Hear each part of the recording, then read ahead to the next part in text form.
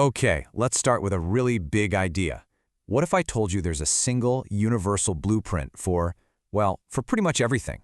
A hidden set of rules that explains how your brain works, how an AI learns, and even how a complex system keeps itself in balance. I know, it sounds a little like science fiction, right? But the answer might be hiding in a corner of mathematics you'd never expect. So, let's dive right in. So, think about this for a second. On the surface, a human brain and some complex, self-regulating machine, they seem like they're from different universes. But what if they share a secret? What if there's a deep, structural language that they both speak? A common set of rules for how they operate, learn, and stay balanced. That's the core puzzle we're going to try and unpack here. And, this idea isn't brand new. It's actually part of a really long scientific quest in a field called cybernetics. At its heart, cybernetics is all about studying control and communication. It doesn't matter if it's in an animal or a machine. It's really just trying to figure out the fundamental rules for how systems keep themselves in check. The ultimate goal here is, well, it's incredibly ambitious. For decades, scientists have been hunting for a kind of Rosetta Stone for complex systems, a single, unified language that could describe the fundamental rules for everything, from a single living cell all the way up to the most advanced AI we could imagine. So, the big question is, where would you even look for a language like that? And you might be surprised. The answer doesn't seem to be in biology or computer science, but in the super abstract, almost philosophical world of pure math. This proposed language is called category theory. Now I know, that name sounds pretty intimidating, but stick with me. Here's a good way to think about it. If regular math is about the individual bricks of a building, category theory is all about the architectural plan. It's the blueprint. It doesn't really care what the bricks are made of, it only cares about how they connect, how they relate to each other, and how they all come together to form a stable structure. It's the mathematics of relationships. And this really gets to the core of it all. When you use category theory, you start to see something amazing. You see that a biological neural network in your brain and an artificial one in a computer, they might be made of totally different things, right? Wetware versus hardware. But underneath it all, they can share the exact same fundamental shape or abstract blueprint.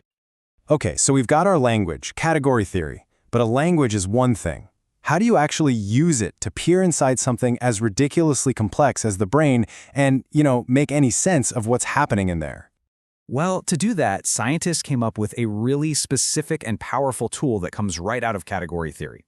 It's a concept they call Bayesian lenses, or optics, and honestly, they kind of work just like they sound. The absolute best way to picture this is to imagine putting on a special pair of mathematical glasses. When you look at a complex system through these lenses, you don't just see the different components. You see the flow of information between them. And not just one way. You can see it moving forwards and backwards at the same time. It's a two-way street.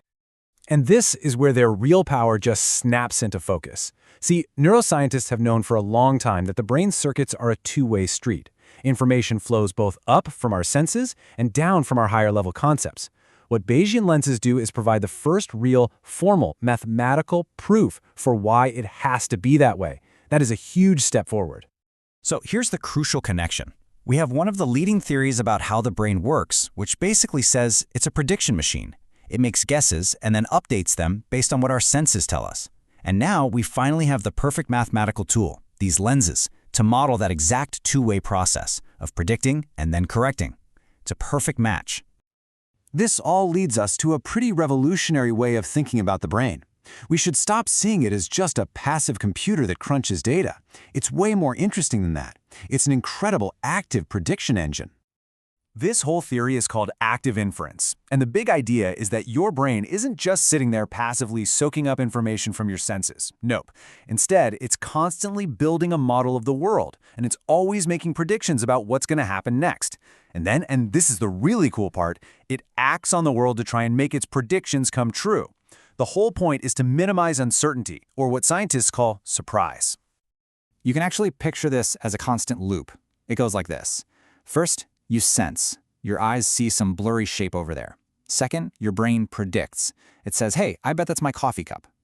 If the image is still blurry, that generates a little surprise signal, a mismatch. So third, you act. You might tilt your head just a little to get a clearer view. That action is designed specifically to make what you see match what you predicted. And poof, the surprise goes down.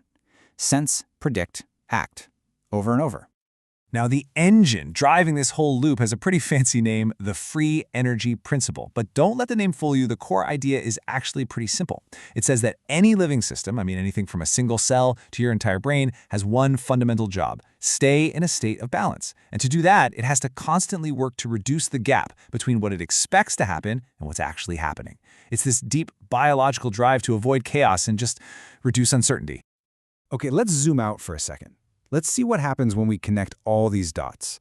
Category theory, those Bayesian lenses, and this idea of active inference. Because this is where it all gets really, really interesting. Okay, so with this mathematical framework, we can now formally describe what happens when a machine learning model learns, how it updates all its internal weights when it gets new data. And then we can take the exact same mathematical framework and use it to model something completely different, like the strategic back-and-forth moves between players in a complex game. And then we can apply that same framework yet again to a classic cybernetic system, like a simple thermostat keeping a room at the right temperature, and describe exactly how it keeps everything stable. And this is the really stunning conclusion. When you look at all these incredibly different systems through the lens of category theory, a learning AI, players in a game, a simple thermostat, you realize they are all running on the exact same deep, abstract operating system. It's like they share the same structural DNA. And the implications are wild. It means an insight from neuroscience could literally help us build better AI. A principle from game theory could help us understand how our own minds work. The walls between these fields are starting to just dissolve. So this leaves us with one last, pretty provocative thought to chew on.